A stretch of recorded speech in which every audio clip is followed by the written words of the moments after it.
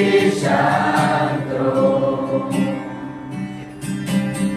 และไม่ลาแสงเทียนที่ส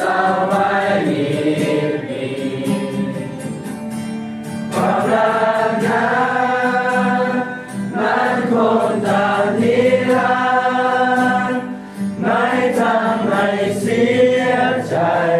ทรงสรรเสริญตลอดเวลาด้วยรัก